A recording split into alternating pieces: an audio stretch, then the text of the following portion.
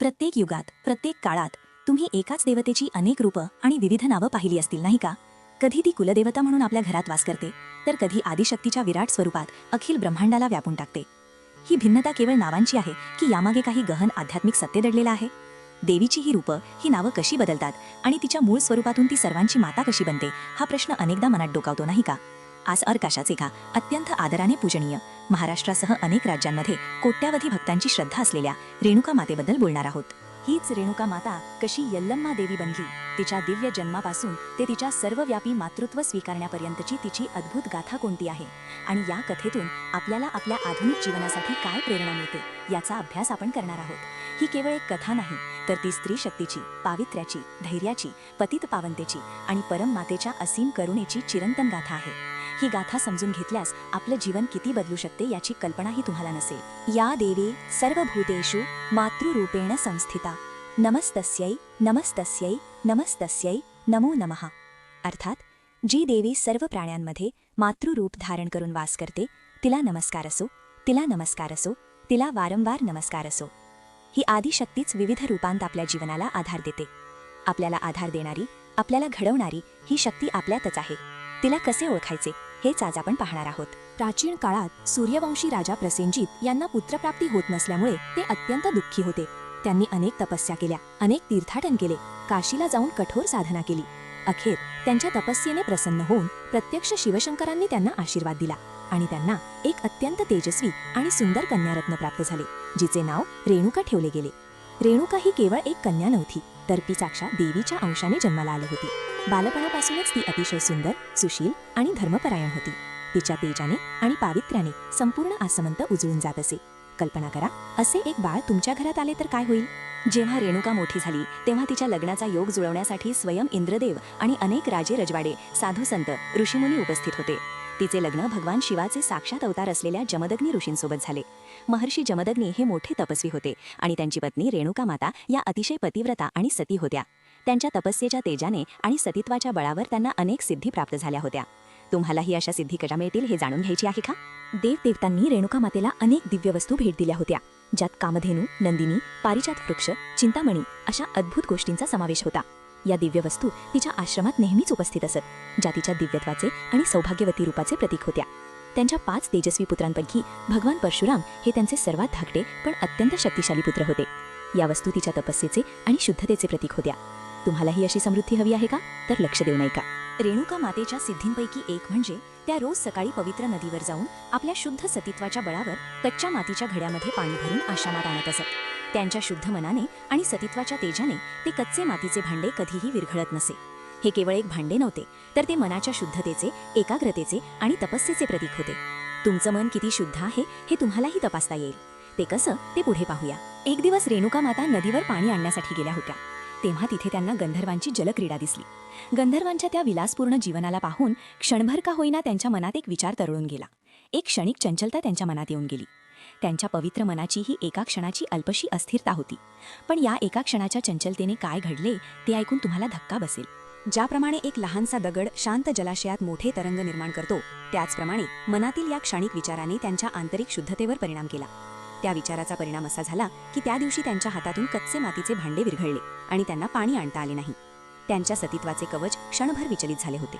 ही घटना आपल्याला काय शिकवते? तुमचं मन ही किती संवेदनशील आहे हे समजून घ्या. आश्रमात परतल्यावर महर्षी जमदग्नींनी हे सर्व पाहिले आणि त्यांना क्रोध आला.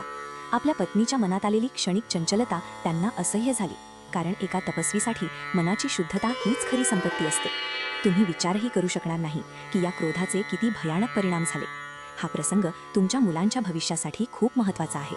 त्यांनी आपल्या मुलांपैकी प्रत्येकाला रेणुकेचे शिरच्छेद करण्याची आज्ञा दिली, पण आईचा वध करण्याचे क्रूर कृत्य करण्यास कोणीही तयार झाले नाही. त्यावेळी सर्वात धाकटे पुत्र भगवान परशुराम यांनी क्षणाचाही विचार न करता पित्याच्या आज्ञेचे पालन केले आणि आपल्या मातेचा शिरच्छेद केला. हे कृत्य केवळ पितृभक्तीचे प्रतीक नव्हते, तर ते एका उच्च धर्माचे पालन होते, जिथे भावनांपेक्षा कर्तव्य आणि धर्म अधिक महत्त्वाचे वाही जात होते. तुम्ही कधी अशा प्रसंगातून गेला आहात का, जिथे भावना आणि कर्तव्य यात निवड करावी लागते? आपल्या मुलाच्या पितृभक्तीवर प्रसन्न होऊन महर्षी जमदग्नींनी परशुरामांना वरदान मागण्यास सांगितले. परशुरामांनी आपल्या मातेला पुन्हा जिवंत करण्याची आणि तिला हे सर्व घडलेलं विस्मृतीतून जाण्याची विनंती केली. महर्षींनी तथास्तु म्हटले आणि रेणुका माता पुन्हा जिवंत झाल्या. परशुरामांच्या विनंतीनुसार त्यांना त्या भीषण घटनेची कोणतीही आठवण राहिली नाही. हा एक चमत्कार होता, पण त्यामागे खूप मोठा बोध आहे जो तुमच्या जीवनात नवी दिशा देईल. येथेच आपल्याला भगवद्गीतेतील 6व्या अध्यायात भगवान श्रीकृष्णांनी सांगितलेले वचन आठवते. चंचलम ही मनः कृष्ण प्रमाथी बलवत दृढम तस्याहं निग्रहम मन्ये वायोरिव सुदुष्करम. गीता 6.34. अर्थात, हे कृष्णा, मन चंचल, उद्धट, बलवान आणि हट्टी आहे. त्याला वश करणे हे वाऱ्याला आवरण्याइतकं कठीण आहे. रेणुकेच्या कथेतून मनाच्या या क्षणिक चंचलतेचे परिणाम आणि त्यावर नियंत्रण ठेवण्याचे महत्त्व स्पष्ट होते. तुमच्या जीवनातही मन कसे तुम्हाला भरकटवते हे तुम्ही अनुभवले असेल, नाही का?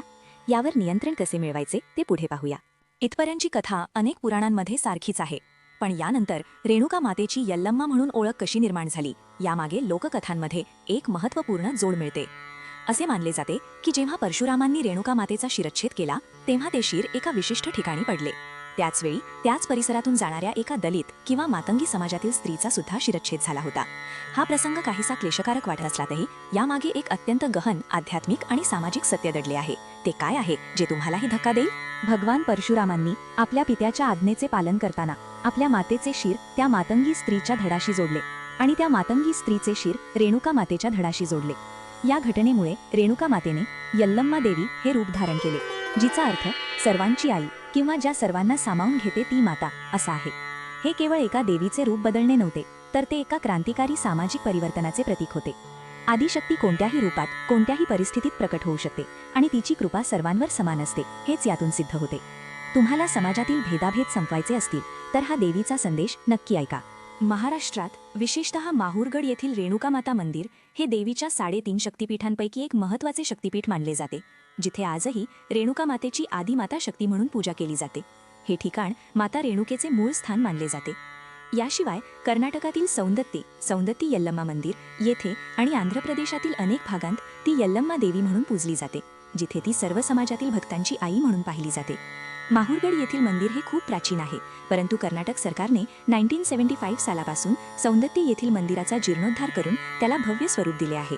ही परंपरा केवळ धार्मिक नाही, तर ती सामाजिक समतेची, करुणेची आणि मानवी एकतेची एक प्रेरणादायी गाथा आहे. तुम्ही कधी या मंदिरांना भेट दिली आहे का? रेणुका मातेची ही कथा आपल्याला अनेक आध्यात्मिक आणि मानसिक सत्य शिकवते. पहिले, मनाची शुद्धता आणि एकाग्रता. रेणुका मातेची क्षणिक मनाची चंचलता हे आपल्याला शिकवते की आपले मन किती शक्तिशाली असले तरी ते क्षणभंगूर मोहांना बळी पडू शकते. ध्यान, एकाग्रता आणि इंद्रिय निग्रह हे आपल्या आंतरिक शुद्धतेसाठी किती महत्त्वाचे आहेत हे यातून दिसून येते. जशी मातीची कच्ची घागर शुद्ध मनावर अवलंबून होती, तसेच आपले जीवन देखील शुद्ध विचारांवर आणि आंतरिक शक्तीवर आधारित असते. आजच्या विज्ञानानेही सिद्ध केले आहे की मनाच्या विचारांचा आपल्या शरीर आणि पर्यावरणावर थेट परिणाम होतो. Quantum physics and neuroscience. तर तुम्ही तुमच्या मनाची शुद्धता कशी टिकवून ठेवाल याचा सोपा उपाय पाहूया. रोज सकाळी उठल्यावर 10 मिनिटे शांत बसा. डोळे मिटून आपल्या श्वसनावर लक्ष केंद्रित करा. श्वास आत घेताना सो आणि बाहेर सोडताना ह असा जप मनात करा. जेव्हा मन विचलित होईल तेव्हा हळूवारपणे त्याला पुन्हा श्वसनावर आणा. हा सोहम जप तुम्हाला मनाला शांत आणि एकाग्र करण्यास मदत करेल. हा एक सोपा उपाय आहे जो तुमचे जीवन बदलू शकतो. तुम्हाला काय वाटते, हे करणे सोपे आहे का? दुसरे, धर्माचे पालन आणि कर्तव्य. भगवान परशुरामांनी पित्याच्या आज्ञेचे पालन केले, जरी ते अत्यंत क्लेशकारक होते. हा प्रसंग आपल्याला धर्माच्या आणि कर्तव्याच्या पालनाचे महत्त्व सांगतो. कधी कधी जीवनात असे प्रसंग येतात जिथे आपल्याला भावना आणि कर्तव्य यात निवड करावी लागते. परशुरामांचे कृत्य हे एका महान तपस्वी पुत्राच्या धर्माचरणाचे प्रतीक होते. तुम्ही तुमच्या मुलांवर संस्कार करताना त्यांना हे शिकवता का की कर्तव्य हे भावनांपेक्षा मोठे आहे? हे अत्यंत महत्त्वाचे आहे. आपल्या रोजच्या कामांची एक छोटी यादी करा आणि ती पूर्ण करण्याचा संकल्प करा. कामात कितीही अडथळे आले तरी प्रामाणिकपणा सोडू नका. उदाहरणार्थ, जर तुम्ही सकाळी लवकर उठण्याचा संकल्प केला असेल तर कोणतंही कारण न सांगता तो पाळा. ऑफिसमध्ये किंवा घरात आपले कर्तव्य निष्ठेने पार पाडा. छोट्या छोट्या कृतीतून तुम्ही धर्माचं पालन करायला सुरुवात कराल आणि ते तुमच्या जीवनात मोठे सकारात्मक बदल घडवेल. हे कठीण वाटत असले तरी एकदा सुरुवात केल्यावर ते तुम्हाला सशक्त बनवते. तिसरे, परिवर्तन आणि स्वीकारार्हता. रेणुका मातेचे यल्लम्मा देवीत रूपांतर हे परिवर्तनाचे आणि स्वीकारार्हतेचे प्रतीक आहे. तिचे शिर दुसऱ्या शरीरावर जोडले जाणे हे सामाजिक भेदाभावाच्या पलीकडे जाऊन देवी सर्वसामान्यांची, दुर्बलांची आणि वंचित लोकांची आई बनते हे दर्शवते. यल्लम्मा हे नाव स्वतःच सर्वांची माता असा अर्थ धारण करते. हे आपल्याला शिकवते की ईश्वर कोणत्याही रूपात, कोणत्याही परिस्थितीत प्रकट होऊ शकतो आणि त्याची कृपा सर्वांवर समान असते. आपल्या आधुनिक जीवनात आपण अनेकदा लोकांना त्यांच्या बाह्य स्वरूपावरून किंवा सामाजिक स्थानावरून जज करतो. यल्लम्मा देवीची कथा आपल्याला या सर्व भेदांच्या पलीकडे जाऊन प्रत्येक जीवात देवत्व पाहण्याची शिकवण देते. हाच खरा धर्म आहे. आजपासून आपल्या आजूबाजूच्या लोकांकडे कोणताही भेदभाव न करता प्रेम आणि करुणा बाळगा. तुम्ही ज्यांना वेगळे समजता त्यांच्यातही तेच ईश्वरी चैतन्य शोधा. प्रत्येक व्यक्तीला आदराने वागवा. त्यांच्या समस्या समजून घेण्याचा प्रयत्न करा. हे तुमच्या आंतरिक मनाला अधिक शांत आणि समाधानी बनवेल. हे केल्याने तुम्ही स्वतःमध्ये एक मोठा बदल अनुभवाल. चौथे, क्षमा आणि पुनरुत्थान.